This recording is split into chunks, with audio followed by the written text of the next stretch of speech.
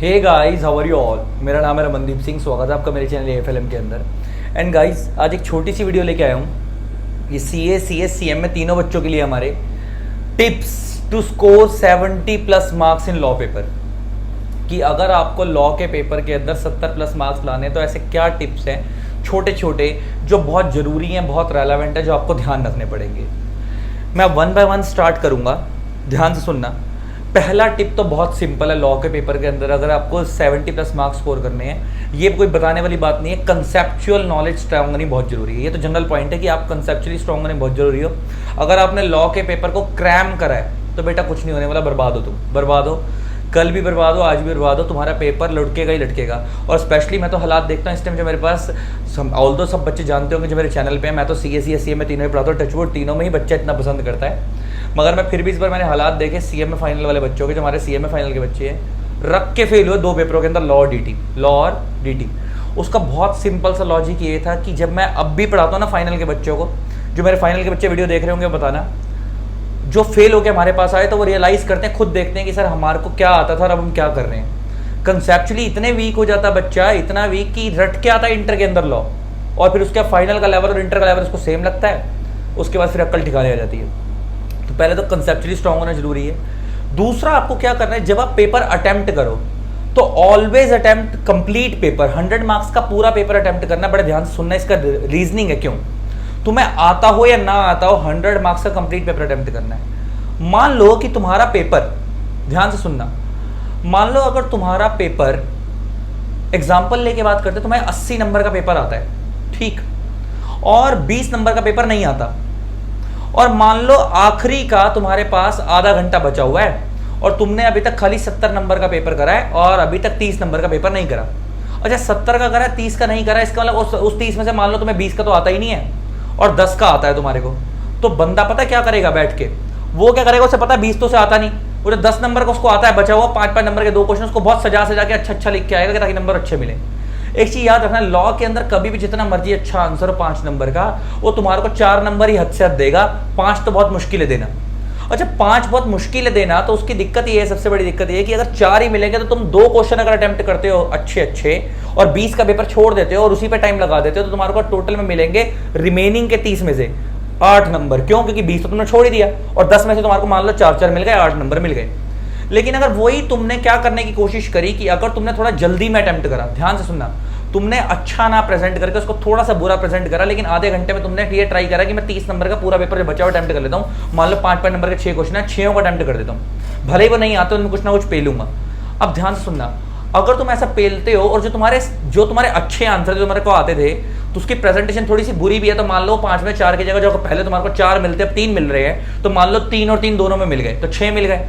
और जो तुमने जो रिमेनिंग 4 क्वेश्चन 5-5 नंबर के जो तुम्हारे को नहीं आते थे और तुमने उसमें पेला है कुछ, तो हो सकता है उन सब में 1-1, 2-2 नंबर मिल जाए। तो मैं मरे से मरा अगर 1-1 नंबर भी लेकर चलूं तो उस केस में तुम्हारे 4 नंबर बढ़ते हैं, तो 6 और 4 10 होते हैं। और पहले वाले केस में कितने मिल रहे थे? 8। और अगर भगवान ने 4 और 2-2 मिल गए तो 2 चौके 8 और 6 यहाँ पे 8 से 14 नंबर हो गए। तो इसका मतलब तुम नंबर का डिफरेंस देखो, 1-1, 2-2 नंबर, 5-5 नंबर की इंपॉर्टेंस उससे जाकर पूछो जो बेचारा 39 और 38 पे फेल होता है, ठीक है। तो इसका मतलब हमेशा पूरा पेपर अटेम्प्ट करोगे तो मार्क्स आने के चांस ज़्यादा हैं, कम पेपर अटेम्प्ट करोगे तो मार्क्स आने के चांस कम होते हैं। हमेशा स्पीड मेंटेन करके चलो ताकि तुम्हारा पेपर पूरा का पूरा अटेम्प्ट हो सके, जैसे मर्जी करो। अच्छा, सीएमए वाले बच्चों के तो एग्जाम ऑनलाइन होंगे, तो उनके लिए तो मैं कुछ बात नहीं कर रहा कि अटेम्प्ट तो उनको 100% करना है, मतलब मैं उसके लिए भी बात नहीं कर रहा। जो अब मेरा थर्ड पॉइंट है ना, वो ऑनलाइन वाले एग्जाम के लिए नहीं है जो अब मैं बताने जा रहा हूँ। यहाँ तक तो दोनों के लिए था, सीएमए सबके लिए। अब जो थर्ड पॉइंट है वो फिजिकल एग्जाम वालों, जैसे सीएस और सीए वाले जिनका रिटन पेपर है, नॉर्मल वाला ऑनलाइन नहीं है, उसमें एक ध्यान रखना कि अगर जैसे वो 5 नंबर का आंसर है तो हमेशा ना लेंथ को मेंटेन करके चलना है। टिप्स बता रहा हूँ तुम्हारे को कि 5 नंबर का आंसर है तो कम से कम ना, ये नहीं है कि तुमको बहुत कुछ आता तो पेलते चले जाओ, 2 पेज 3 पेज। बीकॉम नहीं है यहाँ, ये लॉ के पेपर है, यहाँ पे सीधी बात नो बकवास वाला कंसेप्ट चलता है, स्प्राइट है ना, तो ज्यादा नहीं पेलना है। तो उस केस के अंदर क्या करना है कि एक फ्रंट पेज पूरा, बस 5 नंबर का आंसर है तो फ्रंट पेज पूरा, 4 नंबर का आंसर है तो आधे फ्रंट पेज खत्म होने से पहले ही खत्म कर दो, और अगर 6 नंबर का या 8 नंबर का आंसर है तो फ्रंट पेज पूरा, नेक्स्ट पेज आधा। ये तुम्हारे को मैं बता रहा हूँ क्योंकि बहुत बच्चों को कॉमन क्वेश्चन है कि सर लेंथ कितनी लिखनी होती है। तो 5 नंबर के लिए आंसर के लिए कम से कम एक फ्रंट पेज लिखना होता है, और अगर थोड़ा सा बड़ा है तो उसको 6 और 8 नंबर का तो बड़े पीछे वाले पेज पे भी ले जाना और उसके अंदर आधा पेज वहाँ पे भी खत्म कर देना, 1.5 पेज तक आंसर लिख देना। इससे ज़्यादा लिखने की जरूरत नहीं है, नंबर पूरे मिलेंगे। नेक्स्ट क्वेश्चन बच्चे का जो आता है, एक टिप दे रहा हूं, बच्चा बोलता है सर सेक्शन लिखने मैंडेटरी है लॉ के अंदर, तो बेटा सेक्शन लिखने मैंडेटरी नहीं होते, मगर ये चीज बेटर है कि जितने सेक्शन याद कर सकते हो कर लो। पेपर में try to quote each and every section, और अगर भूल जाओ तो मत लिखना। जैसे एग्जांपल लेके बताता हूं, तुम खुद सोचो, मेरे पास एक बच्चे की शीट चेक होने आई और उसने सेक्शन, फॉर्म नंबर सब कुछ लिखा हुआ है उसके अंदर आंसर में, और एक जस्ट उसके पीछे वाला बच्चा है, उसने सब कुछ लिखा आंसर में लेकिन सेक्शन नंबर कोट नहीं करा, फॉर्म नंबर कोट नहीं करा। तो मैं एज अ चेकर क्या फील करूंगा कि यार आंसर इसका भी ठीक है उसका भी ठीक है, लेकिन इस बच्चे ने जो सेक्शन नंबर लिखा, फॉर्म नंबर लिखा, उसकी मेहनत है, उसको ज्यादा नंबर मिलने चाहिए। तो हो सकता है कि मैं इस बच्चे को 5 में से 5 नंबर दूं जिसने सेक्शन सब लिखा, और पीछे वाले बच्चे को 5 में से 4 नंबर दूं या 3 नंबर दूं, ऐसा भी होता है। तो सेक्शन का वैसे 1 नंबर करता है, तो अब ये मानो कि अगर नॉर्मल उस टीचर का क्राइटेरिया ये चल रहा है कि नॉर्मल वाले को सेक्शन वैक्शन सब लिखने के बाद भी वो 5 में से 5 नहीं दे रहा, 4 दे रहा है, तो वो जिसको सेक्शन लिख रहा है 4 देगा, तो दूसरे वाले को 3 देगा। और अगर नॉर्मल बच्चे को सब कुछ, जिसका सब कुछ होकर सेक्शन वगैरह, उसको 5 में से 5 दे रहा है, दूसरे वाले को 4 देगा, तो 1 नंबर तो काटता है वो इन चीज़ों का। तो सेक्शन हमेशा लिख के आने चाहिए, अगर याद है तो, याद नहीं है तो as per prescribe section of relevant law, जो भी है as per prescribe section of company act, या जो भी जिस भी पर्टिकुलर लॉ का आंसर लिख रहे हो वो लिख के छोड़ दो। क्योंकि उससे क्या होगा, देखो अगर आप गलत सेक्शन लिख के आए, अगर आप गलत सेक्शन लिख के आए तो मार्क्स आएंगे 0, भले ही अंदर का कंसेप्ट ठीक हो। और अगर आपने सेक्शन लिखा ही नहीं लेकिन कंसेप्ट ठीक लिखा, तो कम से कम वो आपका आंसर पड़ेगा और आपको 5 में से 3 नंबर, 2 नंबर जो भी देने देगा, 3 नंबर 4 नंबर जो भी देने हैं देगा। अगर आपका कंसेप्ट ठीक हो और सेक्शन नहीं भी लिखा तो 5 में 3-4 नंबर मिल जाएंगे। लेकिन अगर आपका कंसेप्ट गलत है, अगर आपका कंसेप्ट ही गलत, सॉरी कंसेप्ट ठीक है लेकिन सेक्शन ही गलत है, तो पड़ेगा ही नहीं, वो अंदर का आंसर पड़ेगा नहीं, वो सीधा 0 करेगा। तो गलत सेक्शन लिखने से बेटर सेक्शन लिख के मत आना। एक ये टिप हो गया।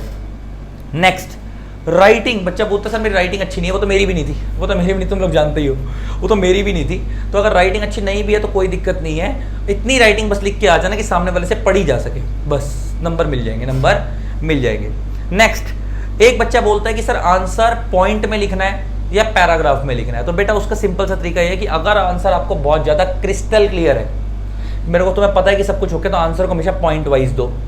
क्रिस्टल क्लियर नहीं है तो आंसर को आप पैराग्राफ फॉर्म में लिख के आ सकते हो। नेक्स्ट, एक चीज नॉलेज के लिए बता रहा हूँ, मैं इस वीडियो के नीचे डिस्क्रिप्शन में डाल भी दूंगा, मैं भूल जाऊँ तो कोई बच्चा कमेंट मार देना, वैसे मेरे को याद रहेगा। एक राइटिंग स्किल्स की वीडियो थी, मैंने डाली हुई थी, CMA वाले बच्चों की अलग, CACS वाले बच्चों की अलग, कि पेपर अटेम्प्ट कैसे करना है, पेपर अटेम्प्ट कैसे करना है, राइटिंग स्किल्स की वीडियो थी। तो वो जो राइटिंग स्किल्स वाली वीडियो है वो मैं इसी चैनल के नीचे डाल दूंगा, डिस्क्रिप्शन में लिंक डाल दूंगा उसका। वो कि पेपर में अगर केस स्टडी आ गई तो आंसर कैसे लिखना है, स्ट्रेट फॉरवर्ड आ गया आंसर तो कैसे लिखना है, डिफरेंस बिटवीन आ गया तो आंसर कैसे लिखना है, सेक्शन नंबर याद है तो आंसर कैसे लिखना है, सेक्शन नंबर याद नहीं है तो आंसर कैसे लिखना है, वो भी मैंने सिखाया हुआ है, वो भी देख लेना। ये आपको करना जरूरी है। ये ट्रिक्स सारी मैंने आपको बताई। प्लस इसके अलावा जो एक सबसे बड़ी चीज़ ध्यान में रखने वाली है वो ये है कि बेटा कभी भी लॉ के पेपर के अंदर आप लोगों को जब आंसर लिखना है ना, तो उसमें ना आपको एक चीज ध्यान रखनी है कि अगर आंसर आपको छोटा पड़ जाता है, कई बार ना बच्चे के साथ एक आंसर, मेरे साथ एक बार बच्चे का कई बार ये आता है, मेरे पास बात आती है कि सर मेरे को आंसर आता था लेकिन ना मेरे को यही नहीं समझ आया कि उस कंसेप्ट में इतना क्या लिखूं, जिन्होंने 5 नंबर का पूछ लिया, मेरे को तो 3-4 लाइनों में आंसर खत्म हो रहा था, केस पढ़ के ऐसा लग रहा था कि सर ये 3-4 लाइनों में आंसर निपट जाएगा। तो अगर ऐसा लगे ना, तो पहले तो अगर वो केस स्टडी है और तुम्हें लगता है 3-4 आंसर लाइन में निपट जाएगा, आंसर 5 नंबर में पूछ लिया है, तो पहले तो क्वेश्चन में से उतार के जो 3-4 लाइनें उन्होंने क्वेश्चन में लिखी है उसको फैक्ट्स की फॉर्म में लिख दो कि फैक्ट्स क्वेश्चन में ही पूछा। फिर आंसर को अपने जो आपका मेन कंसेप्ट है उसको बीच में एक्सप्लेनेशन लिख के एक्सप्लेन कर दो कि एक्सप्लेनेशन आपकी है, और विद ना नीचे थोड़ा सा नीचे करके एग्जाम्पल लिख दो कि फॉर एग्जाम्पल दिस, एग्जाम्पल में 3-4 लाइनें बन जाएंगी तो आंसर थोड़ा सा बड़ा हो जाएगा, और उसके बाद आखिरी में कंक्लूड कर देना। अच्छा, इसके बाद एक चीज और आती है बच्चे के दिमाग में, एक ये पॉइंट हो गया। इसके अलावा एक बच्चे के दिमाग में और आता है कि सर मान लो कि आंसर मैं पॉइंट में लिख रहा हूँ, मान लो 5 नंबर का क्वेश्चन है तो उसमें कितने पॉइंट लिखने चाहिए। तो बेटा 5 नंबर क्वेश्चन में कम से कम 5 पॉइंट तो लिखने हैं, बड़े बड़े, है ना। तो अगर 5 नंबर क्वेश्चन कम से कम 5 पॉइंट लिखने ताकि उसका एक पेज भर जाए। तो अब बच्चे के दिमाग में आता है सर मान लो मेरे को 4 ही पॉइंट याद है, तो उसका क्या तरीका है। तो बेटा उसका तरीका ये है कि कभी भी एक तरीका तो या तो नंबरिंग ही मत लिखो, पॉइंट लिखते वक्त नंबरिंग मत लिखो। 5 पॉइंट अगर लिख रहे हो और नंबरिंग याद नहीं है, मतलब 1 2 3 4 5 करके मत लिखो, उसको नंबरिंग मत लिखो, एरो एरो बना के कर दो। या दूसरा तरीका पता है क्या है, अगर शीट भर रहे तो 1 2 3 सीधा अगले पेज पे 4 गायब कर दो बीच में से मतलब मैं तुम्हें कुछ गलत ही सिखा, लेकिन सच्चाई है, मैं ऐसा करता था। तो बोले 1 2 3 अगले पेज पे सीधा 5, या अगर ABCD में लिख रहे हो तो ABCD गायब कर दो सीधा E, तो उसको लगेगा सीधा 5 पॉइंट हो गए। मगर बेटर तरीका ये, ना तो नंबर लिखो ना वो लिखो, सीधा एरो बनाता रहो।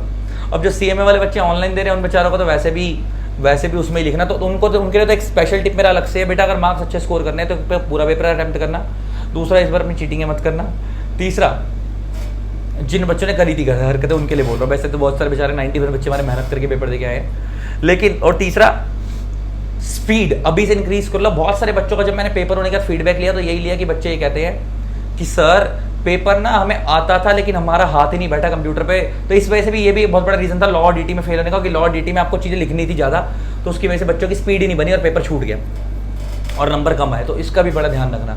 अच्छा, बच्चा बोलता सर पेपर ऑनलाइन होगा या ऑफलाइन होगा, सीएमए वालों का तो ये भी क्वेश्चन आ रहा है बार बार। तो बेटा मेरे हिसाब से 99.999% ऑनलाइन ही होगा, इसीलिए ऑनलाइन के हिसाब से बीच बीच में बातें कर रहा हूँ, ठीक है।